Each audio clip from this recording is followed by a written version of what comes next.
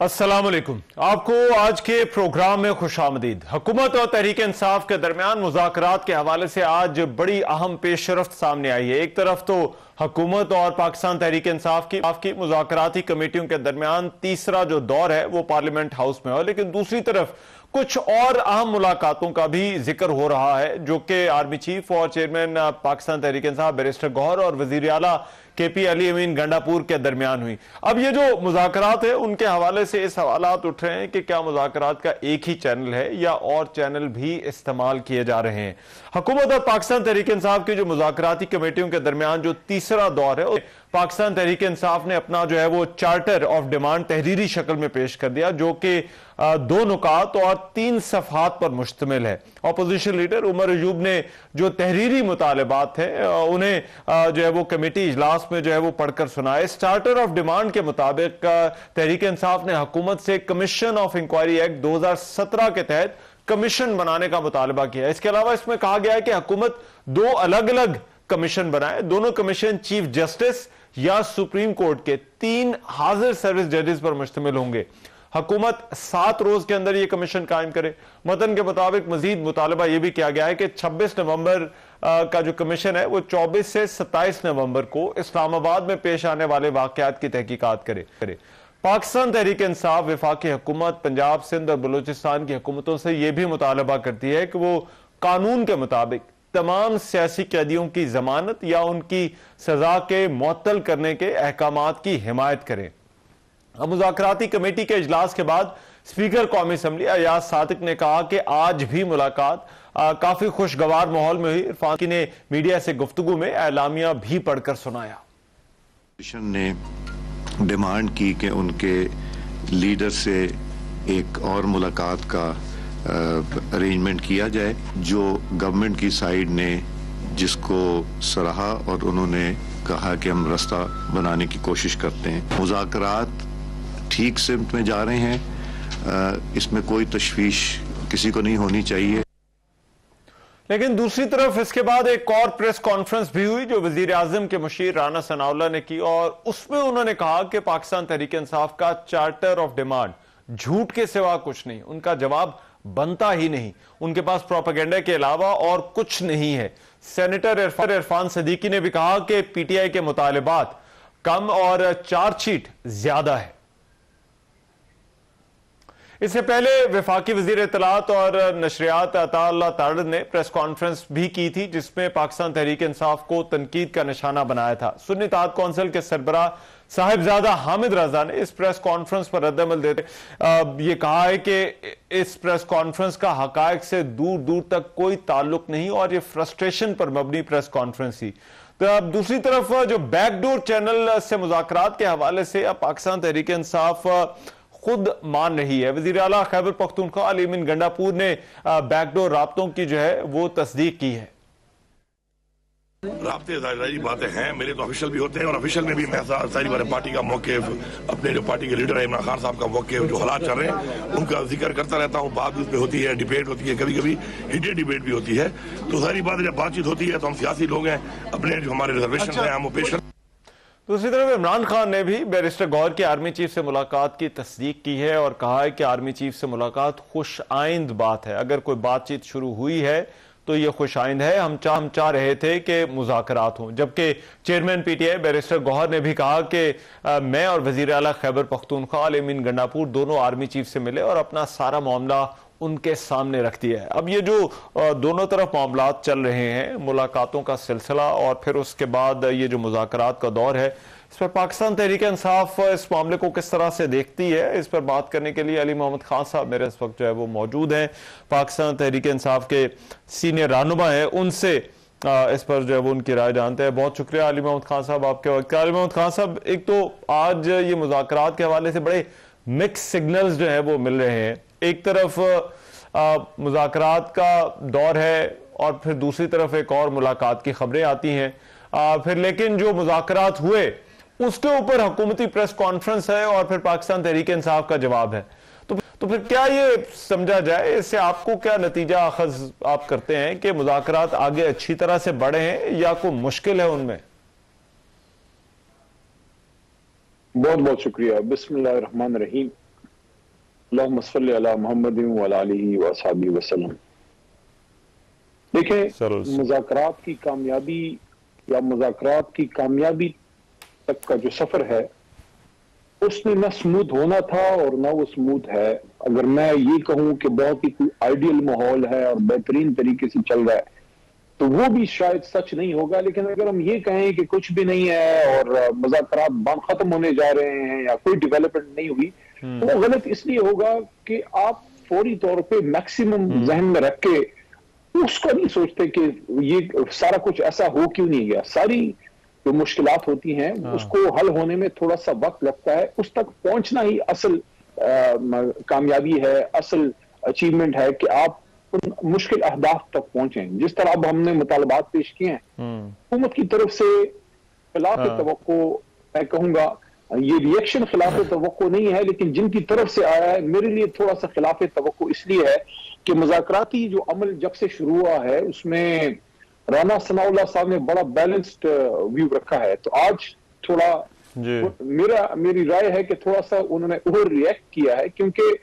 हमने कोई नई बात तो नहीं की, मुतालबात भी कोई नई चीजें नहीं है, सिर्फ उनको रिटर्न में ले आए हैं। यही बातें हमारे मेंबरान जितने भी काबिल एहतराम हैं जो हुकूमती बेंच से वो बैठ के बात करते हैं कमेटी से, वही करते हैं। उनको जॉट डाउन कर दिया है, लिखत पढ़त में ले आए हैं। बल्कि उनको तो इसको अप्रिशिएट करना चाहिए कि जिन पे इल्जाम है, अपनी मैं बात कर रहा हूं कि जिन पे इल्जाम है वही डिमांड कर रहे हैं कि आप जुडिशल कमीशन बनाइए। आज तक कभी सुनने ना, आज तक मियां साहब पे जो बड़े बड़े इल्जामात लगे जो करप्शन के या मियां अपना आसिफ अली जरदारी साहब पे, मैं नहीं समझता कभी एक दफा भी उन्होंने ये कहा हो कि ठीक है आप इस पे जुडिशल कमीशन बनाइए। ये पहली बार हो रहा है कि जिस पे इतना बड़ा इल्जाम लग रहा है वो कह रहे हैं जुडिशल कमीशन बनाओ ताकि दूध का दूध और पानी का पानी हो। और दूसरा, जिससे फौजियां हुई हैं, जिसकी शहादतें हुई हैं, जिसके लोगों के लाशें उठाए गए हैं, बी चौक में जिनको गोलियां मारी गई हैं, वही जमात कह रही है इसकी इन्वेस्टिगेशन करो एक हाईएस्ट पॉसिबल फोरम से। तो ये तो वो चीजें हैं जो कि पब्लिक हैं, ऑलरेडी पब्लिक है। इसमें नई बात कौन सी है जिस पे इतना हुकूमती रिएक्शन आया है आज चंद सेगमेंट से? सबसे नहीं। देखिए अच्छा, लेकिन इसमें अली मोहम्मद खान साहब, आपको ये जो प्रेस कॉन्फ्रेंस आज हुई है इसके बाद मुज़ाकरात पर हमने एक और माहौल देखा, उस पर जो है वो कहा गया खुशाइंद है, स्पीकर ने भी कहा माहौल भी अच्छा था, लेकिन उसके बाद ये फिर प्रेस कॉन्फ्रेंस की आपको क्या समझ आती है? क्या जरूरत पड़ गई हुकूमत को उसी शाम को उस कमेटी के एक मेंबर और जिस तरह से आपने कहा मुशीर जो है राना सनाउल्लाह, वो खुद मुज़ाकरात के बहुत बड़े हामी हैं, तो उन्हीं दो लोगों ने जो है वो प्रेस कॉन्फ्रेंस की और कहा कि ये पाकिस्तान तहरीक इंसाफ का जो ये चार्टर है, चार्टर ऑफ डिमांड है, ये ठीक दुरुस्त नहीं है।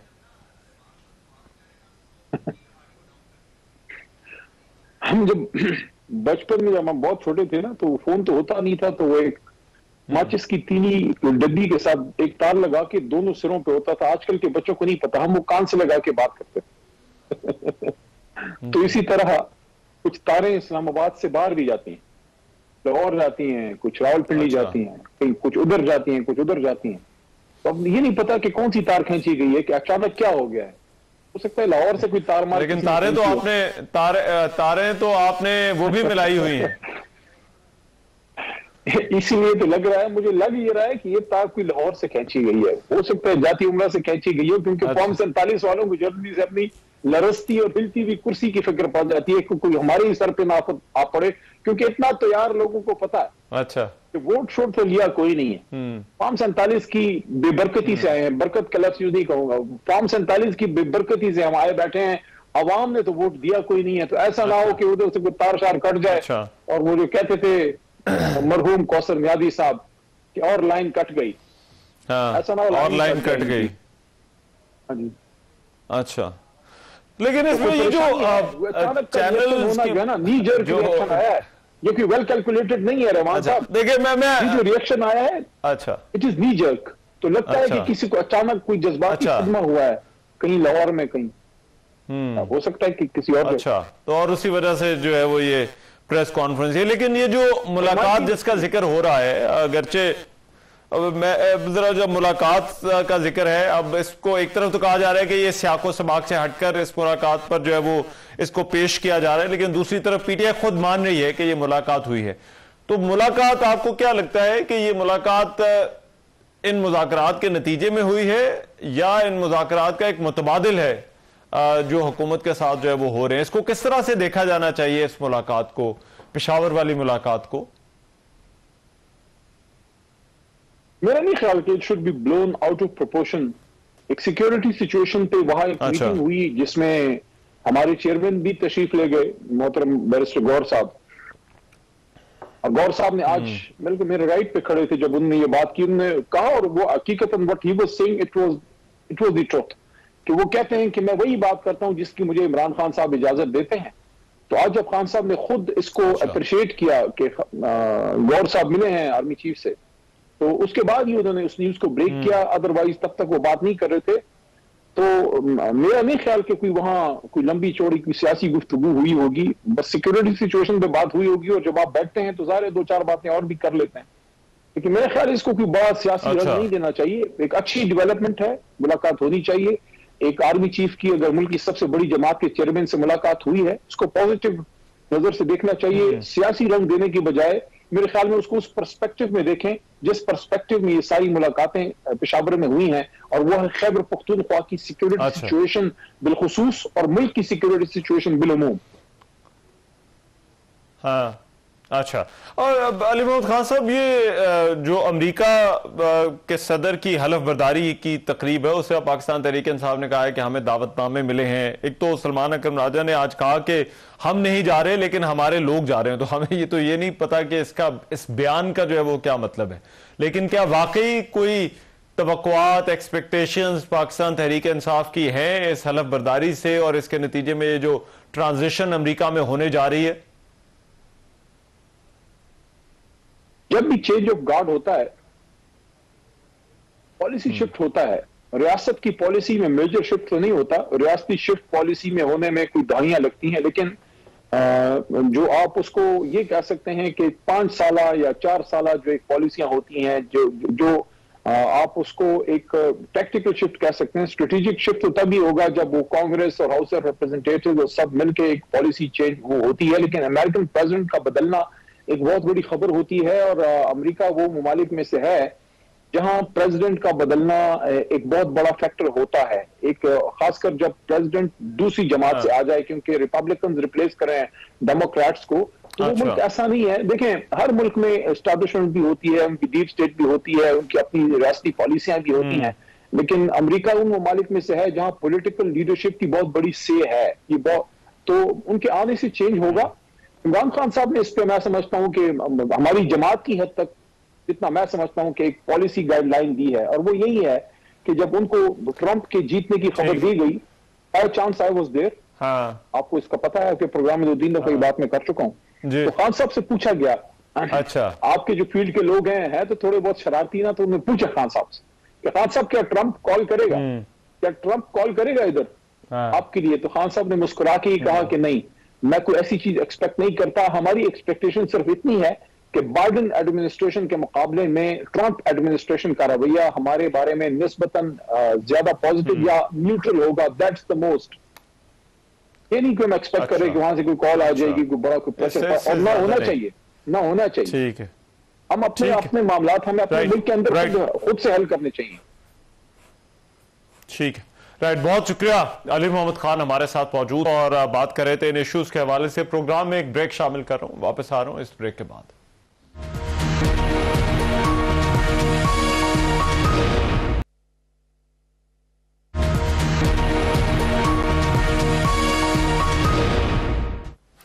Welcome back after the break. Pakistan Tehreek Insaf और हुकूमत की मुज़ाकराती कमेटियों के दरमियान मुज़ाकरात का तीसरा दौर आज पार्लियामेंट हाउस में हुआ। ये दौर कैसा रहा और क्या बात हुई, इस पर गुफ्तगू के लिए नवीद कमर साहब मुझे इस वक्त जो वो ज्वाइन कर रहे हैं। मेंबर हैं हुकूमती मुज़ाकराती कमेटी के, पाकिस्तान पीपल्स पार्टी के सीनियर रहनुमा। उनसे इस हवाले से बात करते हैं। नवीद कमर साहब, बहुत शुक्रिया आपके वक्त का। नवीद कमर साहब, एक तो दौर हुआ, फिर उसके बाद हमने प्रेस कॉन्फ्रेंसेस देखी, लेकिन आपने आज जो अटेंड किया ये जो बातचीत, कैसा रहा आज का जो है वो दौर, क्या बात हुई दोनों इतराफ से? रहमान, जैसे आपने खुद भी देखा होगा खबरों में, हम एंटिसिपेट कर रहे थे कि आज की मीटिंग में फॉर्मली जो डिमांड्स हैं पीटीआई के वो कमेटी के सामने रखे जाएंगे, एंड दैट हैपेंड। उनकी तरफ से डिमांड्स आए, रखे गए अराउंड द सेम जो उनके वर्बल आस्क हो रहे थे वो अब राइटिंग में भी आ गए हैं। थोड़ा उन्होंने उसको ज्यादा वो फाइन ट्यूनिंग करने की कोशिश की है, जिसकी वजह से मुझे लगा कि थोड़ा सा जो डिप्लोमेटिक लैंग्वेज होनी चाहिए थी वो नहीं थी, थोड़ा ज्यादा चार्ज शीट टाइप एक एटीट्यूड था। लेकिन बहरहाल उसको अगर हम फिल्टर आउट कर दें और एक्चुअल डिमांड्स पे अगर चला जाए तो वो वही वाले दो डिमांड्स थे रिगार्डिंग द 2 जुडिशियल कमीशंस और रिलीज ऑफ वर्कर्स। तो अब गवर्नमेंट लेके गई है, गवर्नमेंट ने 7 दिन मांगे हैं, उनका भी इंसिस्टेंस 7 का था, गवर्नमेंट ने उसको 7 वर्किंग डेज कर दिया है। लेकिन विद इन दैट टाइम जो भी कंसल्टेशन होनी है गवर्नमेंट साइड पे भी including I think with establishment वो हो जाएगी। और उसके बाद जो है वो भी इन राइटिंग अपना रिस्पॉन्स देंगे टू द अदर साइड। ठीक। और नवीद कमर साहब, जो आप जैसे पॉलिटिकल एलाइज हैं, इस प्रोसेस का हिस्सा भी हैं, उन्होंने भी तो अपनी क़यादत से बात करनी होगी, उसके लिए क्या मैकेनिज्म जो है वो होगा? जाहिर है कि हम अपनी अपनी पार्टीज में ये इश्यूज और ड्राफ्ट्स लेके जाएंगे, और जो भी पार्टीज, कुछ तो जो है स्मॉलर पार्टीज हैं उनके खुद लीडरशिप वहाँ मौजूद है, लेकिन जो लार्जर पार्टीज हैं PMLN हुई, पीपल्स पार्टी हुई, MK वगैरह, वो उन्होंने जाहिर है कि मशावरत अपनी लीडरशिप से करके फिर रिस्पॉन्स लेके आना है। तो फिर आई एम प्रिज्यूमिंग कि गवर्नमेंट जो है उनसे प्रेजेंट करने से पहले अपने एलाइज के साथ बात करके एक यूनिफाइड रिस्पॉन्स जो है वो देगी टू द अदर। पूछना ये चाह रहा था कि हुकूमत इत्तेहादियों की भी जो है वो इनपुट जो है वो उसको शामिल करेगी अपने रिस्पॉन्स के अंदर? जी जाहिर है गवर्नमेंट सिर्फ प्रॉप्स नहीं बिठाए हुए, अगर एलाइज को बिठाए है तो उनका जो व्यू पॉइंट है वो भी इनकॉर्पोरेट इन सारी चीजों में होगा।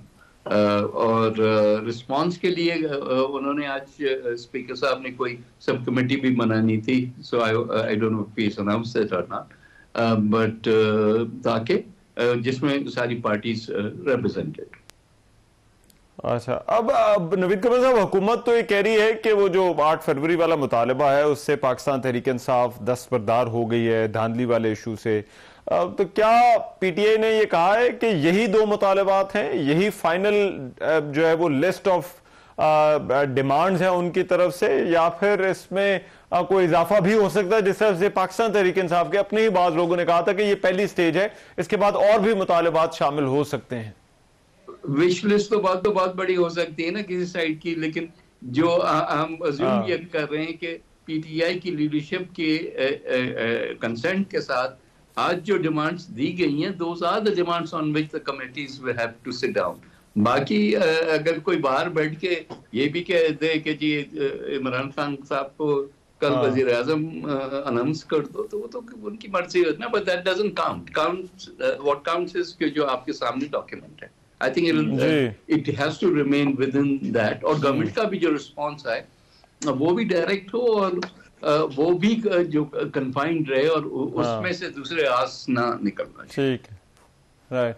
लेकिन नवीद कमर साहब, आई नो आपने रिस्पांस अभी देना है, अपनी पार्टी से मुशावरत करनी है, लेकिन बतौर मेंबर और आज आपने जो माहौल भी देखा है, ये इस बातचीत का मुस्तकबिल आपको क्या लगता है? कुछ प्रोस्पेक्ट्स आप देख रहे हैं इस डायलॉग के? I think it's a bit early to tell on that. जाहिर है मुतालबात को किसी रीजनेबल पैरा में लाना पड़ेगा। अभी फिलहाल तो they have asked for a response of whether the government is willing to even start in that direction. तो मेरा ख्याल है कि गवर्नमेंट ने भी इस पे कंसल्टेशन के बाद एक जामे रिस्पॉन्स बना लेना चाहिए और पॉजिटिव बनाना चाहिए। तो चीजें ऐसे नहीं होगा कि सडनली उनकी डिमांड्स पूरी हो जाएंगी या whatever. It will be a slow painstaking process. So inch by inch बढ़ना पड़ेगा। इसलिए लोगों को भी, जो अंदर बैठे हैं जो बाहर भी हैं, उनको भी सब्र और तहम्मुल से इस प्रोसेस को आगे लेके जाना चाहिए। तो आई थिंक जो पेसिमिज्म आ रहा है वो उन लोगों की तरफ से आ रहा है जो कि कोई मिरेकल एक्सपेक्ट कर रहे हैं। हम नहीं एक्सपेक्ट कर रहे कि कोई मिरेकल होगा, लेकिन हम एक्सपेक्ट ये जरूर कर रहे हैं कि as long as we are engage, as long we are talking, इसमें से चीजें अचीव होती जाएंगी। ठीक है। और लास्टली नवीद कमर साहब, एक और मुलाकात का आज खासा जिक्र हो रहा है खबरों के अंदर, जो पेशावर में हुई, जिसके पाकिस्तान तहरीक इंसाफ जिसको मान भी रही है, तो वो आपको क्या लगता है, क्या ये बातचीत का कोई ऑल्टरनेटिव है जो खुल गया है, या फिर इस बातचीत का जो है वो नतीजा जो है वो इस मुलाकात की सूरत में निकला है? और फिर क्या ये जो मुलाकात है ये ऐसी कोई मुलाकात है, ये जो बैक चैनल है, उसका असर इस पर भी पड़ सकता है, ये जो आप बाज़ाब्ता मुज़ाकरात कर रहे हैं? सुना है कि उसकी क्लैरिफिकेशन आर्मी की तरफ से भी आ गई है। सो आई डोंट थिंक कि वो एक सब्स्टिट्यूट है इन डायलॉग के। जाहिर है कि पेशावर में एक मीटिंग थी, उसमें चीफ मिनिस्टर भी मौजूद थे। अगर उनकी आपस में कुछ और भी फर्दर बात हुई भी हो तो वो इस चार्टर ऑफ डिमांड के आई थिंक के पैराए में नहीं होगी। वरना तो ये तो इनके एक साल से ख्वाहिश थी कि भाई सिर्फ फौज से बात करो और किसी से ना करो। क्योंकि वो नहीं हुआ तो हम इस डायलॉग में है ना। तो आई थिंक प्रोसेस यही रहेगा। अच्छा, ठीक है, राइट। बहुत शुक्रिया। नवीद कमर साहब हमारे साथ मौजूद थे और बात कर रहे थे इन इश्यूज के ऊपर, मुज़ाकरात के मामले के ऊपर। पाकिस्तान तहरीक इंसाफ की जानिब से नौ मुंतखब अमरीकी सदर डोनाल्ड ट्रंप की तकरीब हलफबरदारी के दावतनामे मौसूल होने का दावा सामने आया है। पाकिस्तान तहरीक इंसाफ के सेक्रेटरी जनरल सलमान अकरम राजा ने कहा कि ट्रंप की तकरीब हलफबरदारी में शिरकत के लिए हमारे 20 लोगों को दावतनामा आया है। सहाफियों के सवाल पर कि क्या इमरान खान या पीटीआई के किसी ओहदेदार को भी दावतनामा आया है, सलमान अकरम राजा ने जवाब दिया कि हम ट्रंप की तकरीब हलफबरदारी में नहीं जा रहे, लेकिन हमारे लोग जा रहे हैं। गुज़िश्ता रोज मीडिया रिपोर्ट्स के मुताबिक डोनाल्ड ट्रंप की तकरीब हलफबरदारी में शिरकत के लिए चेयरमैन पीपल्स पार्टी बिलावल भुट्टो जरदारी को भी दावतनामा मौसूल हुआ था, जबकि पीपल्स पार्टी जराये के मुताबिक बिलावल भुट्टो को यह दावत जाती हैसियत में दी गई है। अमेरिका के नौ मुंतखब सदर डोनाल्ड ट्रंप की सदारती हलफबरदारी 20 जनवरी को होगी, जिसमें दुनिया भर से सरबराहान मुमलिकत और दीगर नुमाइंदे भी शरीक होंगे। अब यह जो मामला है, क्या पाकिस्तान तहरीक इंसाफ का ट्रंप की तकरीब हलफबरदारी के जो दावतनामे मौसूल हुए हैं, उसके बाद उनका यह कहना कि हम नहीं जा रहे लेकिन हमारे लोग जा रहे हैं, इसका क्या मतलब है? और फिर क्या अमेरिका की पॉलिसियां हैं खास तौर पर पाकिस्तान के हवाले से, क्या उन पर कोई फर्क पड़ेगा या नहीं, ये आने वाले दिनों में देखना होगा। अभी एक प्रोग्राम में ब्रेक शामिल करें, वापस आते हैं इस ब्रेक के बाद।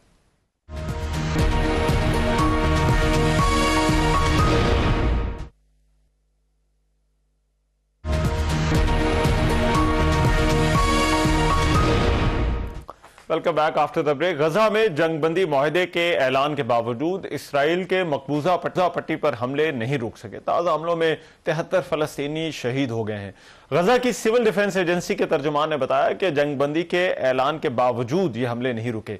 इसराइल की जानिब से हमले गजा पट्टी के मुख्तलिफ इलाकों में किए गए और गुज़िश्ता रोज होने वाले जंगबंदी के ऐलान के बाद इसराइली काबीना को आज इस मुआहदे की मंजूरी देनी थी, लेकिन अब तक इसराइली काबीना ने जंगबंदी मुआहदे की मंजूरी नहीं दी है। एक रिपोर्ट के मुताबिक जंगबंदी मुआहदे के लिए आज होने वाली जो कैबिनेट की मीटिंग थी वो अभी तक नहीं हो सकी और इसराइली वजीर आजम ने यह भी इल्जाम लगाया कि हमास आखिरी वक्त में मुआहदे से पीछे हट रही है।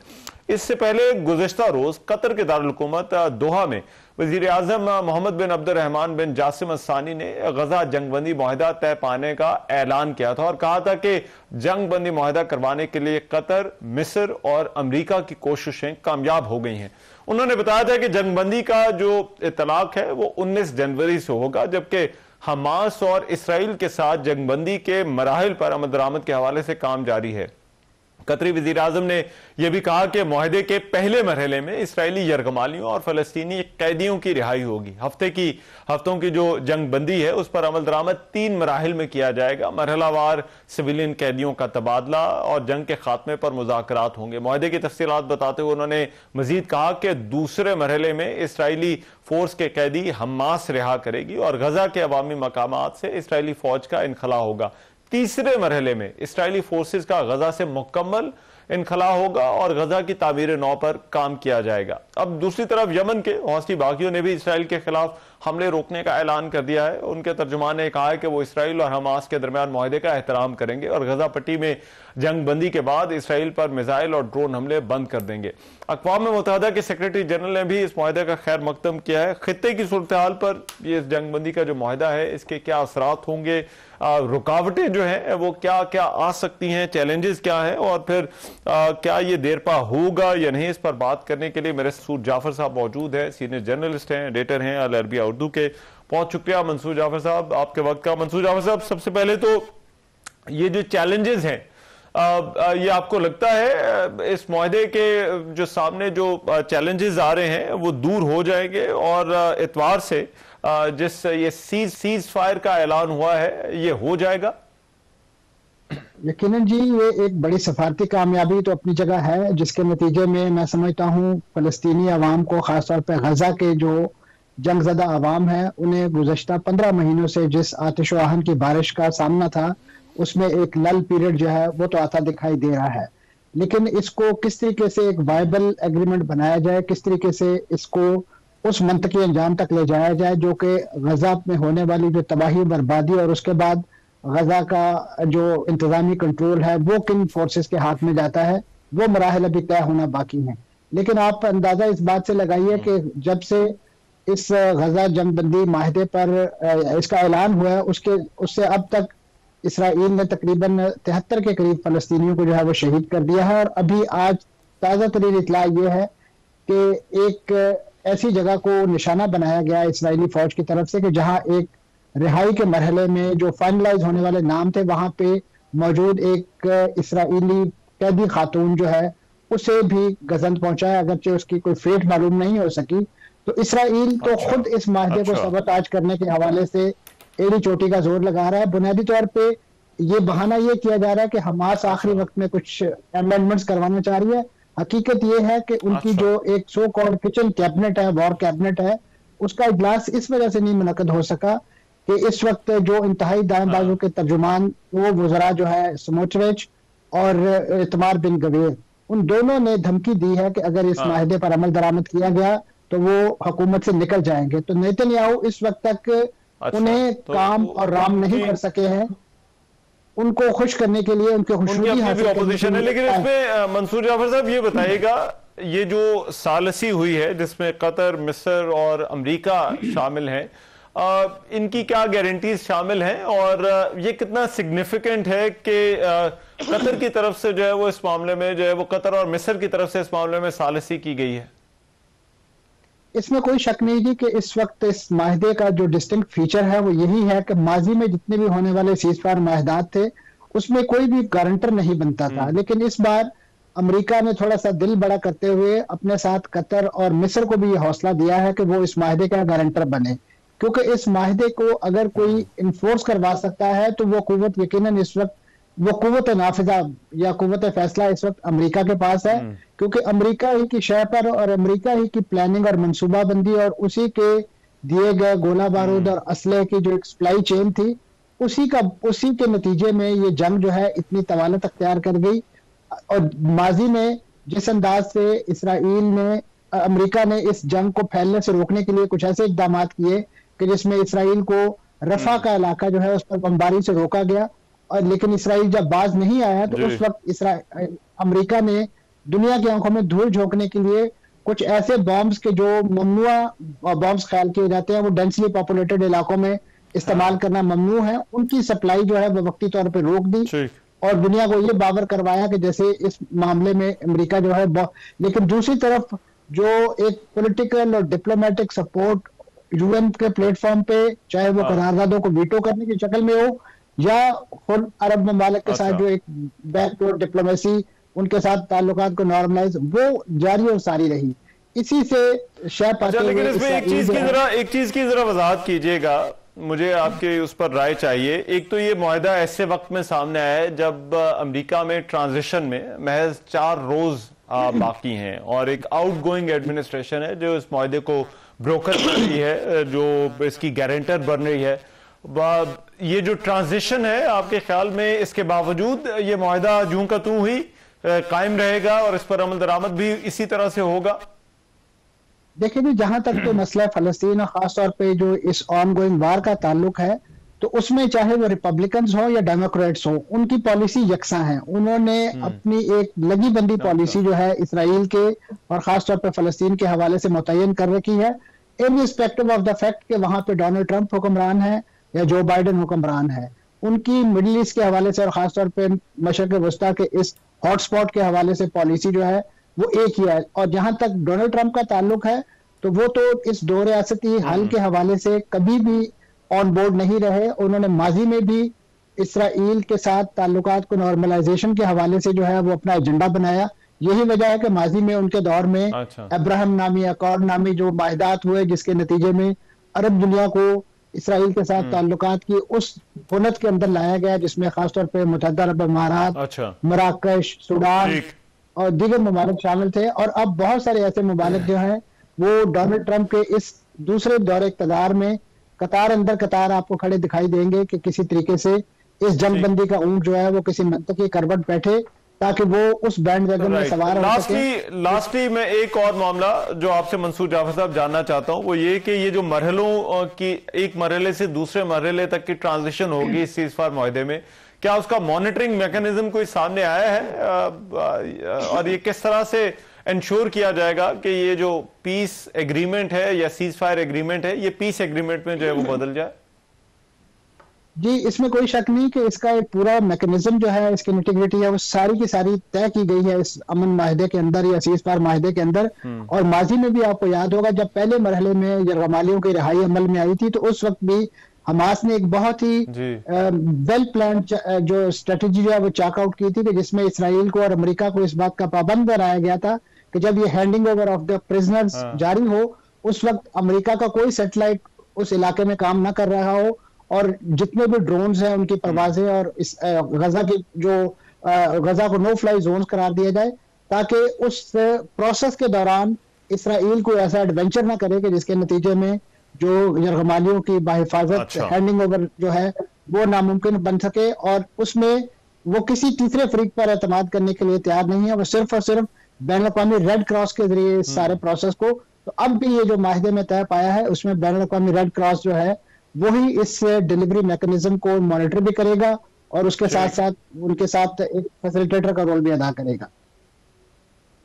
ठीक है, राइट, बहुत शुक्रिया। मंसूर जाफर साथ मौजूद थे और इस मुआहदे के हवाले से बात कर रहे थे और इसमें जो चैलेंजेस हैं उन पर बात कर रहे थे। बहरहाल ये खुशाइंद खबर है कि हमास और इसराइल के दरमियान बिलाखिर गजा में जंगबंदी का मुआहदा तय पा गया है और इस सीज फायर एग्रीमेंट को इतवार के दिन से शुरू होना है।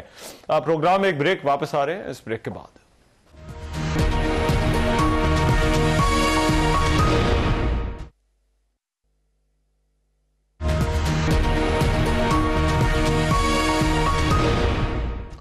Welcome back. पारा चनार में इमदादी सामान ले जाने वाले सरकारी काफिले पर एक बार फिर फायरिंग हुई है। डिप्टी कमिश्नर कुरम के मुताबिक सिक्योरिटी एहलकारों ने जवाबी फायरिंग में 6 दहशतगर्दों को हलाक जबकि 10 को जख्मी कर दिया। इस वाक़े के बाद 35 गाड़ियों पर मुश्तमिल यह काफिला वापस टल रवाना कर दिया गया। मीडिया रिपोर्ट्स के मुताबिक काफिले पर हमले में भारी हथियारों का भी इस्तेमाल किया गया और गाड़ियों को आग लगाने की कोशिश तक की गई, जबकि काफिले से सामान लूटने की भी कोशिश की गई। इस वाक़े के बाद सिक्योरिटी फोर्सेज ने इलाके में पोजीशंस संभाली जबकि ज़िले इंतजामिया और फोर्सेज के अफसरान भी मौके पर पहुंच गए। दूसरी तरफ MS डिस्ट्रिक्ट अस्पताल डॉक्टर मीर हुसैन जान का यह कहना है कि पाराचनार में अद्वियात ले जाने और मरीजों को पेशावर मुंतकिल करने के लिए शुरू की जाने वाली हेलीकॉप्टर सर्विस गुज़िश्ता 10 दिनों से बंद है, जिसकी वजह से इलाके में मरीजों की मुश्किलात में इजाफा हुआ है। उन्होंने ज़िले हुकूमत से दरख्वास्त की है कि जो 74 के करीब मरीज हैं जिनको मुंतकिल करना जरूरी है और इसके लिए कोई ना कोई बंदोबस्त किया जाना चाहिए। कुर्रम में इसके अलावा एक अहम मामला बंकर्स का है जिन्हें सूबाई हुकूमत ने एक ग्रैंड जरगे के बाद गिराने का फैसला किया था। अब गुज़िश्ता रोज से कुर्रम में ये कबाइल के 4 बंकर्स जो है वो मस्मार किए गए हैं और हुकूमत का ये कहना है कि ये सिलसिला अभी बदस्तूर जारी है। लेकिन अहम बात कुर्रम के मामलात की है जो कि बावजूद कोशिश के ऐसा लग रहा है कंट्रोल में नहीं आ रहे, जिसकी वजह से इन काफिलों की आमद-ओ-रफ्त और इन इलाकों को एक दूसरे से कनेक्ट करने में मुश्किलात पेश आ रही हैं। एक सड़क है जिस पर हुकूमत को अपनी रेट कायम करनी है, लेकिन क्या वजह है कि कोशिशों के बावजूद इस एक रोड के ऊपर हुकूमत की अमलदारी कायम नहीं हो रही। आज के प्रोग्राम से मेजबान रहमान को इजाजत दीजिए।